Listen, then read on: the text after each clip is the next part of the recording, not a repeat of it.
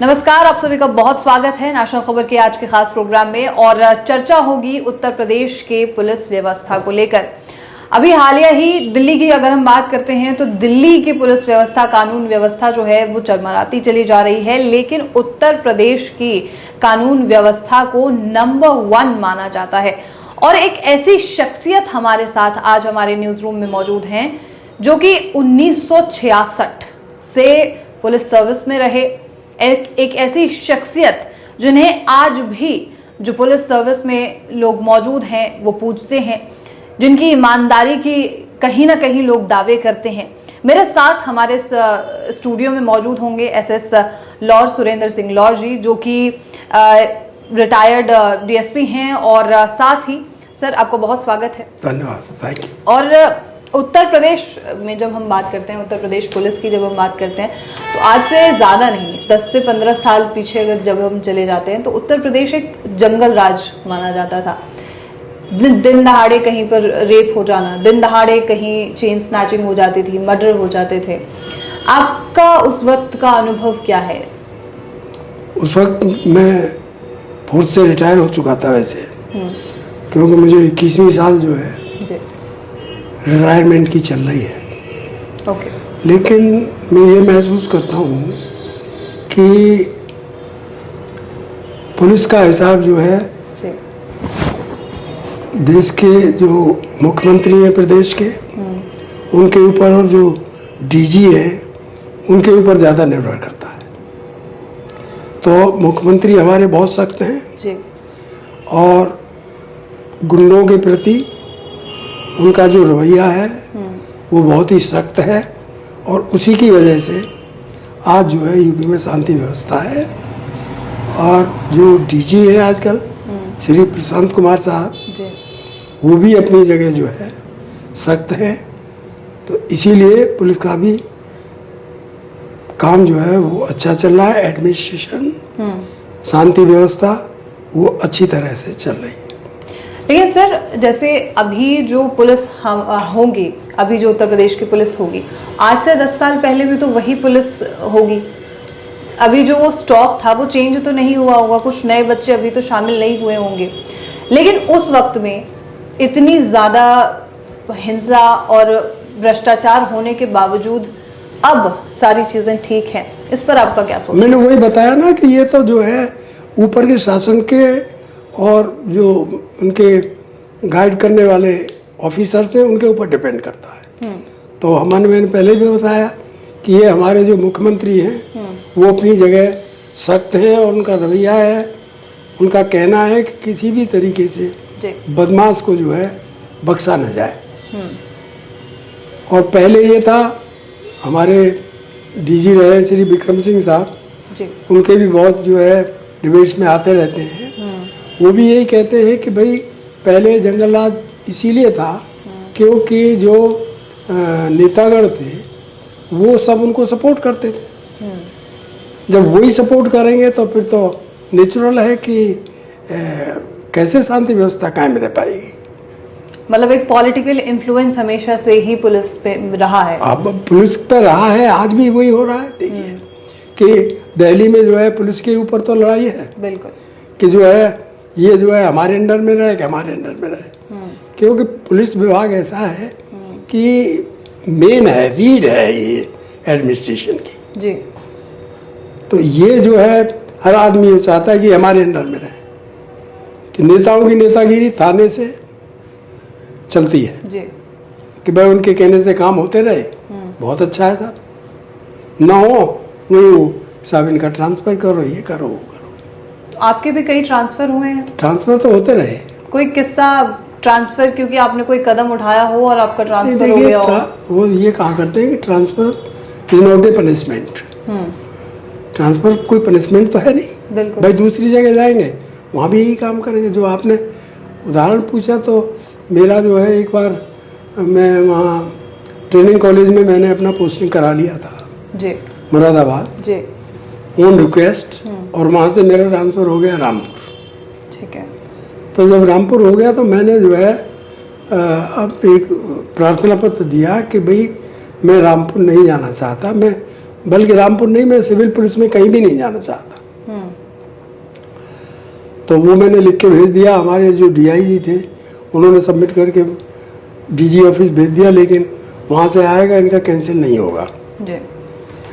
मैंने फिर उनसे कहा, मैंने कहा साहब जो है कुछ लिख दीजिएगा। और तो कहने लगे भाई क्या लिख दें। तो फिर खैर मेरे कहने के बाद उन्होंने लिख दिया कि जो है ये यहाँ पर ट्रेनिंग चल रही है, कोर्स चल रहा है, अतः जो है प्रतिस्थाई भेजा जाए, इनकी जगह कोई भेजा जाए, तब इनको रिलीव किया जाएगा। अच्छा। उस पर लिख के आ गया वहाँ से कि साहब लॉर्ड का ट्रांसफ़र कैंसिल नहीं होगा, उनका ट्रांसफ़र माननीय मुख्यमंत्री महोदय के आदेश से किया गया है। अच्छा। अतः उनको तुरंत रिलीव कर दिया जाए। अब मुझसे डीआईजी कहने लगे लॉर्ड साहब तो जाना पड़ेगा। मैंने जी चला जाऊँगा, लेकिन एक बार मैं डीजी साहब से मिल आऊँ। तो कहने लगे भाई मैं तो परमिशन नहीं दूंगा। तो मैंने कि एक दिन की छुट्टी दे दो। क्या ऐसे ही चले जाओगे? मैंने हाँ ऐसे ही चला जाऊँगा।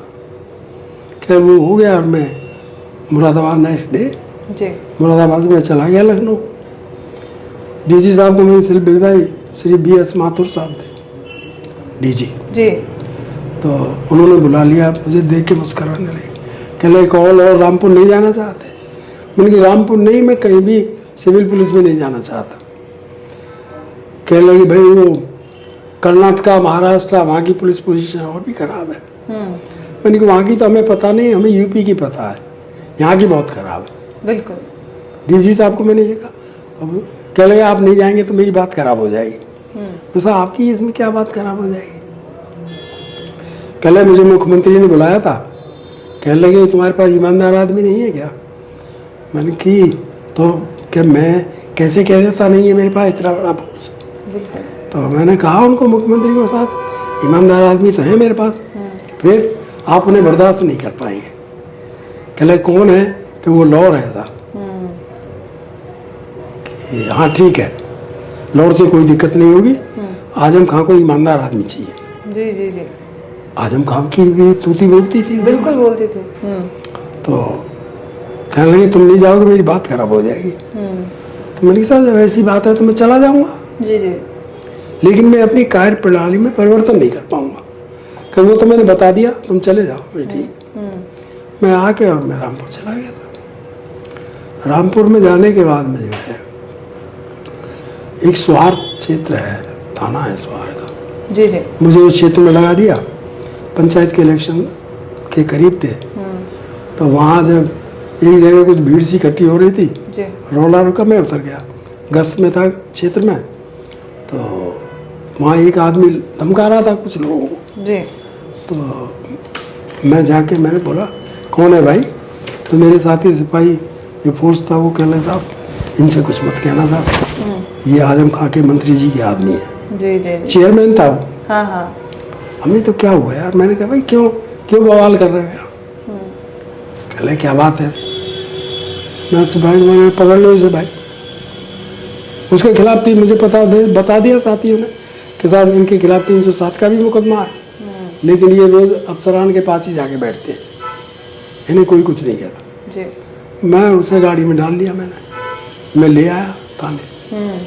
जैसे ही लाया तो हल्ला मच गया वहाँ। तो पहले सीओ आए, सीओ ने तो ज़्यादा नहीं कहा, वो तो जानते थे कि ये नहीं मानेगा। फिर एसपी आ गए। एसपी कह रहे भाई क्या कर दिया आपने? मैंने क्या हो गया था? कह रहे ये मंत्री जी का आदमी है। तो मैंने क्या हुआ? मंत्री जी के आदमी के लिए कानून अलग है क्या? कह रहे देख लो यह बवाल हो जाएगा। मैंने आप जाएं साहब, मेरी गोली चलवा दूंगा। वो भी चले गए। मैंने लिखा पढ़ी करा के थाना सिविल लाइन्स रामपुर में उसे दाखिल करा दिया। 10 दिन तक बेल नहीं हुई। फिर मेरा ट्रांसफ़र हो गया 15 या 16 दिन में। अच्छा। बरेली। जब ट्रांसफ़र हो गया तो मैं सौदपुर से बरेली, रामपुर से बरेली जी। मैं फिर गया डीजी साहब के यहाँ जी। मैं सब बड़े शौक से भेजा था, बड़ी जल्दी ट्रांसफ़र कर दिया। अरे लॉर्ड रामपुर आपके लायक नहीं था। मैंने आपका बरेली कर दिया। ये तो मुझे भी पता है कि साहब आपने बरेली क्यों कर दिया। अरे यार तुम चले जाओ। मैं चला गया बरेली। तो बरेली में भी ऐसा ही हुआ। बरेली का क्या इंसिडेंट रहा है? बरेली में ये रहा कि पता लगा कि जो वहाँ सीनियर अफसर थे एसएसपी, वो बिना पैसे लिए किसी का पोस्टिंग नहीं करते थे। तो मैंने कहा भाई ठीक है, तो मैंने एक दरख्वास्त लिखी कि मैं यहाँ नहीं रहना चाहता, नॉन डीएड मेरा ट्रांसफ़र कर दिया जाए। तो मैं एक वहाँ एसपी सिटी थे, उनसे मैंने वो सबमिट करा ली। वो अच्छे आदमी थे, धूम सिंह साहब। तो उनसे सबमिट करा के मैं पहली मुलाकात एसएसपी साहब के यहाँ गया तो कहने लगे अरे भाई लोग आप यहाँ आ गए। मैंने कहा यहाँ क्या, मैं अपनी मर्जी से आ गया, अफसरान ने ट्रांसफ़र किया तो आ गया। कहले यार वैकेंसी नहीं है। मैंने अपनी दरख्वास्त रख दी, मैंने कहा मैं रहना ही नहीं चाहता है। कहले आप पहले से लड़ने की तैयारी करके आए हो। मैं साहब इसमें क्या लड़ने की बात है, आप कह रहे हो यहाँ वैकेंसी नहीं है, यही मैं कह रहा हूँ कि यहाँ वैकेंसी नहीं है, मैं रहना नहीं चाहता। कहले मैं तो नहीं सबमिट करूँगा, मैंने ना करा था। मैंने उठा के जेब में रख ली। उन्होंने मेरी शिकायत कर दी डीआईजी से। अच्छा। डीआईजी थी मैडम कंचन चौधरी भट्टाचार्य, जो बाद में उत्तरांचल की डीजीपी रही हैं। जी जी जी। उन्होंने मुझे बुला लिया, कह रहे लड़ता हो आप क्यों लड़ते हो? मेरी जी मैं लड़ता हूँ? कह छोड़ो, तुम जहाँ को मैं तुम्हारा वहाँ ट्रांसफ़र कर दूँ। मेरा नॉन डीएफ में करा दो, सीआईडी विजिलेंस कहीं भी। कह रहे नहीं वहाँ तो नहीं कराऊंगी, क्या अपने लिए थोड़ा ही जिया जाता है, समाज भी तो है जी, तो मैं जहाँ चाहो वहाँ कर दो। उन्होंने मेरा कर दिया शाहजहानपुर। अच्छा। हाँ, 3 दिन वहाँ रहा, मैं शाहजहानपुर चला गया। शाहजहानपुर में जो पेशगार था एसएसपी का, वो मेरे साथ कभी रहा था इटावा वगैरह में, जेपी सिंह, जयपाल सिंह। वो मुझे देख के बहुत हंसा, कह रहे आ गए साहब। मैं हाँ आ ही गए भाई। मैंने कहा क्यों, कोई खास बात? कह रहे जी एसएसपी साहब ने बुलाया था मुझे, तो यूँ कह रहे थे पेशगार यहाँ लौर आ रहा है। तो मैंने उन्हें बताया नहीं साहब अच्छी बात है, ईमानदार आदमी है, मेहनती आदमी है। कह रहे वो सदर बाजार मांगेंगे। कह रहे वो कहीं नहीं मांगेंगे, उन्हें जहाँ कर दोगे वहीं चले जाएंगे। कह रहे नहीं, उसे डीजी आईजी सब जानते हैं, सदर तो करना ही पड़ेगा। जी जी। सदर के पैसे ले रखे थे उन्होंने पहले ही। अच्छा। किसी को पोस्टिंग के। हाँ। तो खैर फिर कुछ हुआ, फिर मेरा ट्रांसफ़र वहाँ से हो गया पीलीभीत। पीलीभीत हो गया। पीलीभीत पहुँचा भी नहीं कि फिर बरेली हो गया। फिर मैं डीजी साहब के पास गया, मैंने कहा साहब मुझे तो कोई दिक्कत नहीं है, लेकिन सरकार का पैसा खर्च हो रहा है, काम कुछ हो नहीं रहा है, तो क्या फायदा? अरे लॉर्ड साहब आप जैसों की जरूरत, मैंने कहा हम जैसों की जरूरत नहीं। ये 4 से 5 ट्रांसफर जो है वो कितने समय? 3 महीने में ही। 3 महीने के अंदर में 4 से 5 ट्रांसफर हो गए। मतलब एक अंतर हम ये मान सकते हैं कि उस वक्त में ईमानदार इंस्पेक्टर्स को या पुलिस ऑफिसर्स को तुरंत ट्रांसफर कर दिया जाता है। ट्रांसफर क्या कर दिया, वही मैंने जो बात बताई कि नेताओं का ऐसा आदमी चाहिए जो उनकी हमें हाँ मिलाता रहे, उनके काम करता रहे, दूसरी पार्टी के न सुने। अब यहाँ हो नहीं पाता ये उत्तर प्रदेश में। यहाँ तो नहीं, मेरे आपके साथ मेरे साथ ये हो नहीं सकता कि जो सही है सही है, गलत है गलत है। अच्छा, आप कह रहे हैं कि नेताओं को चाहिए ऐसे लोग जो उनकी बात सुने, उनके बिल्कुल।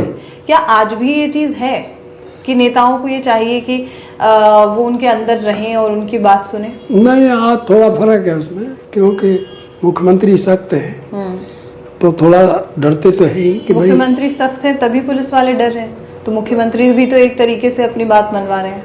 नहीं ऐसा है कुछ? नहीं मनवा नहीं रहे, जो सही है वो करवा रहे हैं। ठीक है, सही है वो। आपको क्या अंतर लगता है तब के पुलिस ऑफिसर्स में और अब के पुलिस ऑफिसर्स? देखिए, जो 1947 की पुलिस थी जी, वो तो अंग्रेजों का शासन चलाने के लिए थी। 66 से बाय हुक बाय क्रूक उनका काम होना चाहिए जी। अब की जो है स्वतंत्र भारत की पुलिस है, ये जनता की सेवा के लिए है जी। तो जब तक हम लोगों में सेवा भाव नहीं आएगा, कितना ही कहते रहो कि सब पुलिस से संबंध संभालो, संबंध कैसे समझेंगे? संबंध तो जब ही अच्छे होंगे पब्लिक से, जब हम सही काम करेंगे। जी। आज भी समाज में जी मैं कहूँगा कि 1% भी गुंडा नहीं है। 1% गुंडा नहीं है? नहीं है। ज़्यादातर पब्लिक अच्छी पब्लिक है, लेकिन गुंडों का प्रभुत्व कायम हो जाता है इसलिए कि उनको पॉलिटिकल सपोर्ट है। पॉलिटिकल सपोर्ट है इसलिए जो है वो हावी रहते हैं भले लोगों पे। बिल्कुल। चलिए, ये जो राजनीतिक पार्टी तो है ही, क्योंकि पुलिस उन पे हावी हो सकती है, क्योंकि राजनीतिक पार्टी का एक वो रहता है। पुलिस से भी तो लोग डरती है। पुलिस से जनता है, वो पुलिस से क्यों डर रही है? पुलिस से यूँ डरती है कि वो सही काम नहीं हो पाता है। सही काम किस तरीके का? सही काम, जो भी काम है वो सही हो, गलत ना हो किसी के भी कहने से। किसी के भी कहने से गलत ना हो। अगर इतना आ जाए कि पुलिस से जो है अच्छा आदमी दोस्त समझने लगे और बुरा आदमी डरने लगे, तो बहुत कुछ ठीक हो जाएगा। लेकिन है इसका उल्टा। भले आदमी जो है डरते हैं और बुरे दोस्त बनाते हैं, क्योंकि पुलिस को भी तो उसी से फायदा है ना। अगर मान लीजिए मैं पैसा ले रहा हूँ जी, तो भला आदमी तो देगा नहीं, बुरा आदमी सब कुछ आपको कर्म करा देगा जो चाहेंगे। तो मतलब हम ये कह सकते हैं कि पुलिस भी संलिप्त है, आज भी है इस चीज में, तभी क्योंकि जनता आज भी डर रही है तो पुलिस इस चीज में संलिप्त है। सम्मिलित ऐसा है कि ये तो हर जमाने में होता रहा है।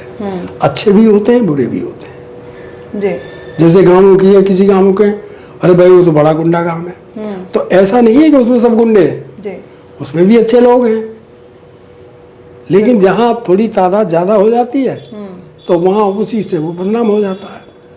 दूसरा, पुलिस पर देने के लिए कुछ नहीं है, सिवाय जो है वो समाज को भयमुक्त कर सकता है अगर अपने रास्ते पे ठीक चल रहा है तो भयमुक्त। और तो उसे भी भाई मान लीजिए बिजली में आदमी बेईमानी कर रहा है तो बिजली वाला बिजली दे देगा, आपका बिल कम कर देगा। बिल्कुल। तो आप जो है कई शिकायत नहीं करेंगे। ये तो बस ये है कि भाई किसी ने मुकदमा लिखाया तो ठीक है, उसको छुड़ा दिया, उसके खिलाफ क्राइम में फाइनल रिपोर्ट लगा दी या चार्ज, और दो पार्टियों से संबंध पड़ता है। ये और विभाग जितने भी हैं उनमें दो पार्टियों से संबंध नहीं है जी।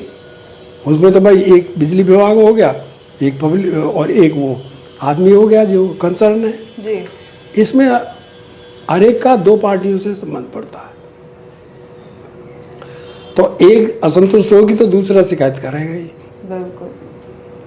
तो इसलिए जो है पुलिस का जो है, लेकिन आज जो है काफ़ी पुलिस में फिलहाल काफ़ी सुधार है पहले के मुकाबले। पुलिस में ये भी डर रहता है कि अगर ये सरकार गिरी और दूसरी सरकार बनी तो उनके खिलाफ हम एक्शन कैसे ले सकते हैं, ऐसा कुछ डर बना रहता है हमेशा से? नहीं, ऐसा अगर सही कर रहा है तो कोई डर नहीं रहेगा। भाई आप बताइए, जैसे मैंने अभी आपको बताया कि वो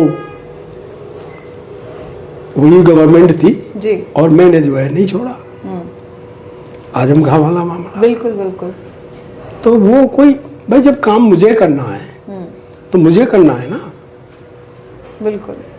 मैंने जो है उस जमाने में जब मैं सर्विस में था तो मैंने होम मिनिस्टर का भांजा बंद कर दिया। हाँ राइट। तो मुझे नहीं पता था कि ये होम मिनिस्टर का भांजा है, पता था, लेकिन हमने जो सही है वो कर रहे हैं। उस पर बहुत कुछ हुआ, होम मिनिस्टर का स्टेटमेंट भी आया, मेरे पास अब भी कटिंग रखी हुई है। अच्छा। कि इसकी जांच कराई जाएगी। एसपी भी कहने लगे अरे लॉर्ड तुमने क्या कर दिया। कोई पर्सनल दुश्मनी थी क्या? नहीं पर्सनली फिर सही काम कहाँ होगा अगर हमने पर्सनली दुश्मनी से कोई काम किया जी जी, तो सही काम कैसे हो पाएगा? तो क्या किया था? वो वहाँ नकल बहुत होती थी। नकल होती थी? फर्रुखाबाद की बात है जी।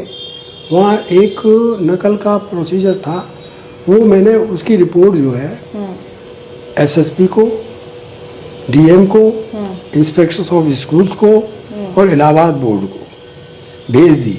अच्छा। कि यहाँ पर नकल की ये व्यवस्था है कि 10,000 रुपये देने होंगे, स्टूडेंट कहीं भी रहे उसकी जगह दूसरा लड़का बच्चा बैठाया जाएगा हाँ। और फर्स्ट क्लास से पास कराया जाएगा। हम्म।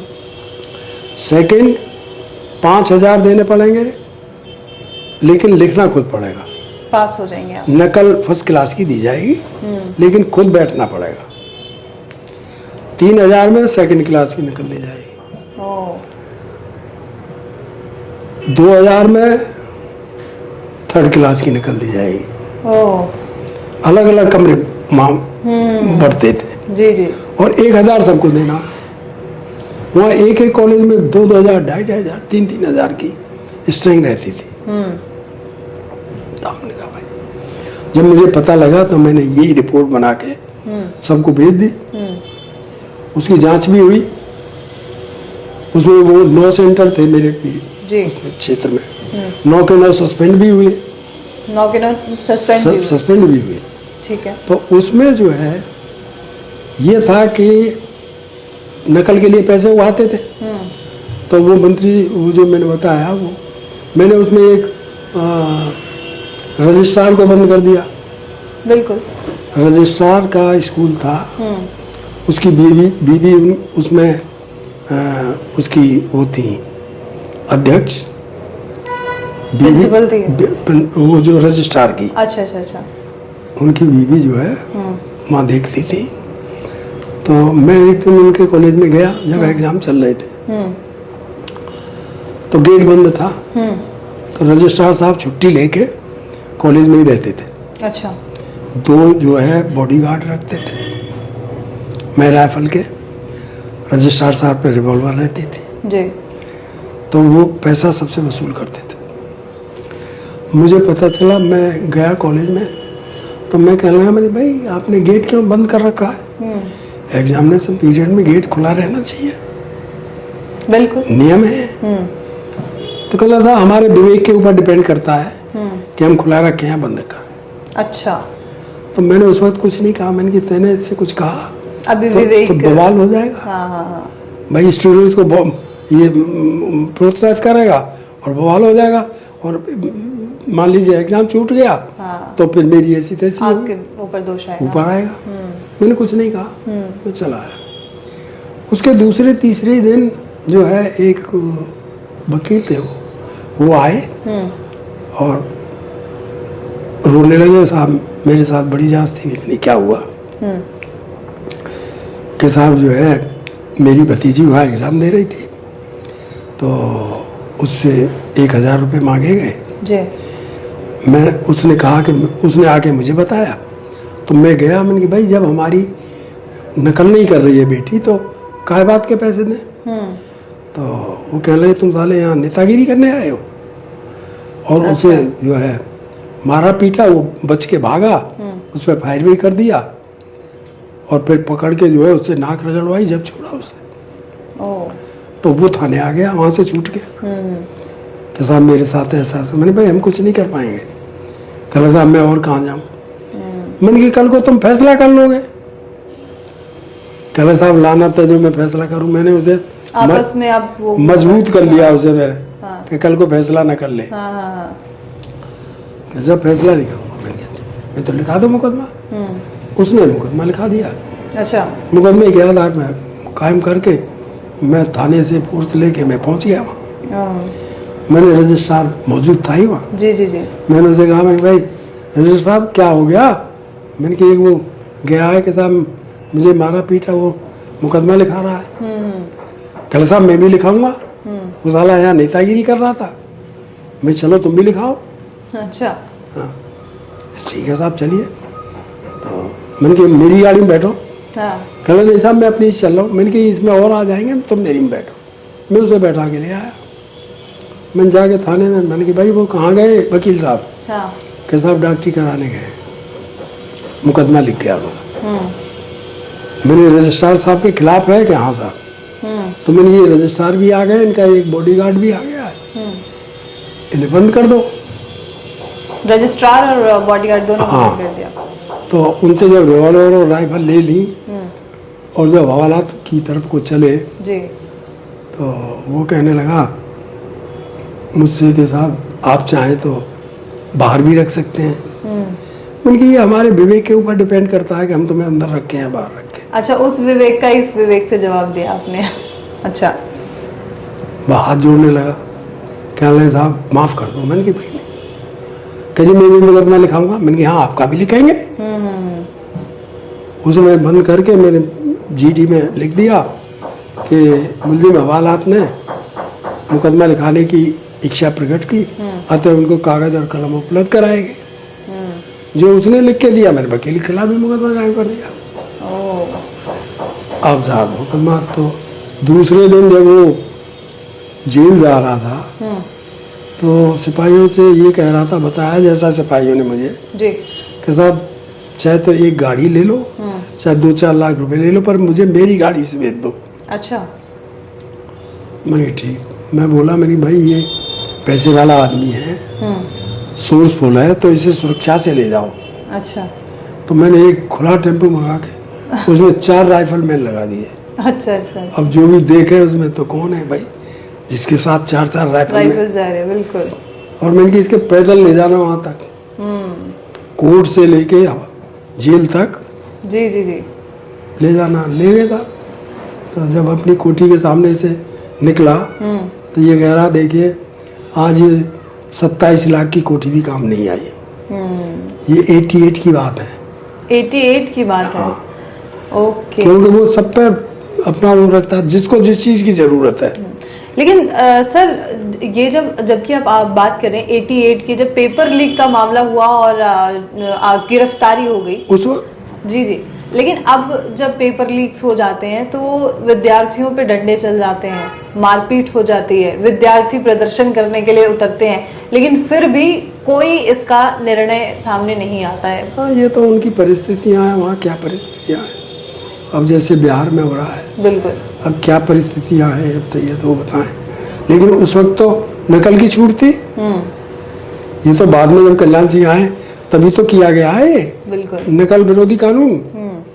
तब तो आप बताइए सर कि किस तरीके से पुलिस में और बदलाव कर सकती है। जैसा अभी हमने बात की कि जनता डरती है पुलिस से, तो जनता कैसे ना डरे, पुलिस ऐसा क्या करे कि जनता ना डरे उनसे? पुलिस ईमानदारी से काम करे और सही काम करे। बुरे लोगों का साथ कम और सही लोगों बस का साथ सही लोग दोस्त समझने लगे, बुरा आदमी डरने लगे, अपने आप कायम हो जाएगा।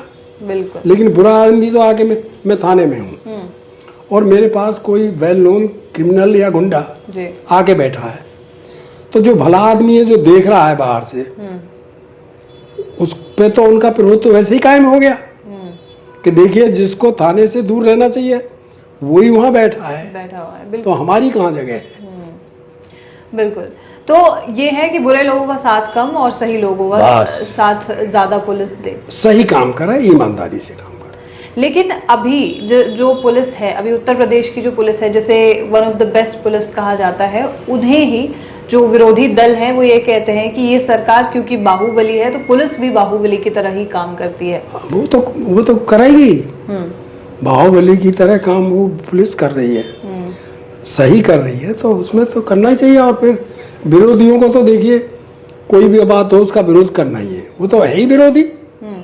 लेकिन ये कितना सही है कि किसी को जेल में ही मरवा दिया जाए, क्योंकि ये विरोधी दलों का ही कहना है, ये जो दूसरी पार्टियां हैं उनका कहना है कि ये कितना सही है कि जेल में रहते हुए किसी व्यक्ति को मर्डर करवा दिया जाए, एनकाउंटर करवा दिया जाए। वो कहते हैं कि मरवा दिया, जेल में रह के मरवा दिया, और दूसरा ये भी तो कहते हैं कि साहब वो तो अपने आप मरा।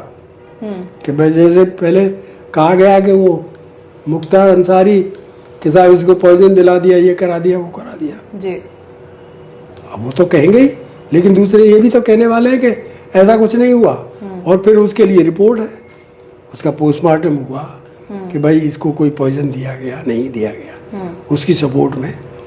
तो फिर वो कहते हैं ना, विरोधियों को तो कहना ही कहना है कुछ ना कुछ। अगर वो उनकी हर उससे सहमत होने लगे जी, तो फिर विरोधी कहाँ रह गए? बिल्कुल, फिर तो वो उसी पार्टी के हो गए। बिल्कुल। एक किस्सा जो अभी कुछ हालिया मैंने सुना कि आपने एक ARTO को पीट दिया था। हाँ, वो ARTO में शाहजहानपुर में था, उस वक्त शाहजहानपुर में था मैं। जी। तो एक थाना कटरा है, कटरा जी। मेन रोड पे है।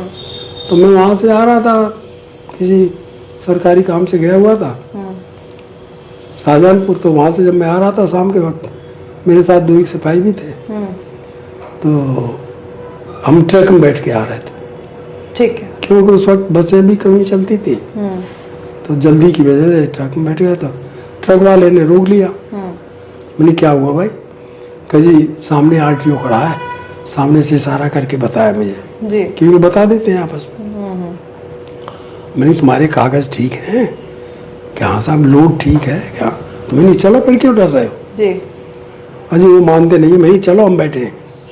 वो हमारे कहने से चल दिया। अच्छा। आगे आरटीओ खड़ा ही था, सिपाही ने हाथ दिया उसके, ने रोक लिया। हमने उसे बताया, मैंने भैया बता दो इसमें पुलिस वाले बैठे हैं कटरा के। कह जी अभी छोड़े देते हैं। अच्छा। देख कागज दिखा दो भैया। वो उतर गया, कागज दिखाया, आके फिर आ गया ट्रक में। कहला सर 200 रुपये मांग रहे हैं। अच्छा। मैंने कहा बात के? कह जी मैं कह रहे चालान होगा ये है। तो फिर मैं उतर गया। मैंने उतर के और मैंने जो उनके ड्राइवर को खींच लिया। मैंने यह बेईमानी लूट कर रहे हो? कह जी मैं क्या वो आरटीओ साहब, मैं आरटीओ साहब। फिर मैंने आरटीओ साहब खींच लिया बाहर। और उसके बाद में जो भी हुआ आरटीओ के साथ, तो उसके बाद अपने उन्हें पीटा। उसकी वो सिपाही जो है, हाँ। एक मेरे साथ मुजफ्फरनगर में कभी रहा था। कह रहे साहब मेरी बदौलत छोड़ दो साहब, ये खुशामद दरामदी हमने छोड़। मैं कहा आइंदा अगर मेरे क्षेत्र में तुमने कहीं भी लूट की तो मेरी सोच लेना। तो आपके खिलाफ फिर केस वगैरह हुआ? नहीं केस वेस शिकायत कहाँ। की? फिर वो एसपी साहब के पास गया शाहजहानपुर। हाँ। उनसे जाके कहा साहब गलती हो गई साहब, वो लॉर्ड साहब नाराज हो गए मुझसे, ये हुआ इस तरीके। तो वो भी समझते थे एसपी के जरूर लॉर्ड ने कुछ कर दिया होगा। कह लगे ठीक है, ठीक रहिएगा आरटीओ साहब, शिकायत नहीं आनी चाहिए। अच्छा। इसके बाद मुझे टेलीफोन किया, उन्होंने बुला लिया मुझे। कह ले लॉर्ड वो आरटीओ के साथ क्या हुआ? मुझे ऐसे ऐसे हुआ। कह ले तुमने मुझे बताया भी नहीं, वो आके मेरे पास आया, मुझे पता ही नहीं था। अच्छा। मुझे कोई खास बात नहीं थी। कल अच्छा आरटीओ पिटा, कोई खास बात नहीं थी। जी जी जी। मैंने तो इसीलिए नहीं बताया था। कह रहे ठीक है, कह रहा था साहब नाराज हो गए मुझसे। तो ये है कि भाई जब सही काम करेंगे तो कोई क्या करेगा आप ये बताइए। बिल्कुल, कोई कुछ नहीं कर सकता। कोई कुछ नहीं कर सकता। और फिर दूसरी बात ये है मैडम कि जो होना है वो होगा। अगर सस्पेंड होने हैं तो होंगे, बर्खास्त होना है तो जब तक गवर्नमेंट का पैसा लिखा है बैग में जब तक मिलेगा जी, उससे ज़्यादा नहीं मिलेगा। तो ये चीज़ पुलिस वालों को पता होनी चाहिए। पता होना चाहिए, लेकिन कहते हैं ना लालच बुरी बला है। बिल्कुल, लालच पुलिस वालों में है, ये आप कह रहे हैं। नहीं वो तो देखिए सब में नहीं है, ऐसा नहीं सब तो एक जैसे हो ही नहीं सकते। इनमें भी अच्छे भी है, बिल्कुल ईमानदार भी है, काम करने वाले भी हैं, ऐसा नहीं है। लेकिन यह है कि चल रहा है काम। लेकिन ज़्यादातर लोग समाज में भी अच्छे लोग ज़्यादा हैं, गलत कम है। लेकिन उनका प्रभुत्व कायम हो जाता है जब उनको एडमिनिस्ट्रेशन की सपोर्ट मिल जाती है। वो न मिले तो फिर कोई दिक्कत नहीं है। बिल्कुल भाई आप सोचिएगा, मान लीजिए कहीं 20,000 की आबादी है, जी, तो 20,000 की आबादी पे जो है 1% से कितने हो गए? 4,000 हो गए, कितने हो गए? तो इतने क्या हैं? नहीं इतने अपराधी नहीं है। नहीं है जी, बिल्कुल नहीं है। बिल्कुल। लेकिन वो उनका इसीलिए उनका वो कायम हो जाता है क्योंकि उन्हें सपोर्ट मिल जाती है एडमिनिस्ट्रेशन की, नेताओं तमाम लोगों की, बिल्कुल। तमाम लोगों की। चलिए बहुत शुक्रिया सर, बहुत शुक्रिया आपका हमारे साथ जुड़ने के लिए। Thank you so much sir. तो ये थी पूरी जानकारी कि आखिर किस तरीके से शुरुआती दौर में उत्तर प्रदेश की पुलिस काम किया करती थी और फिलहाल किस तरीके से काम कर रही है, और आपका क्या परसेप्शन है इस पूरे साक्षात्कार को लेकर, ये आप हमें जरूर बताइएगा। और ऐसे तमाम साक्षात्कार के लिए आप नेशनल खबर के साथ यूं ही बने रहिए।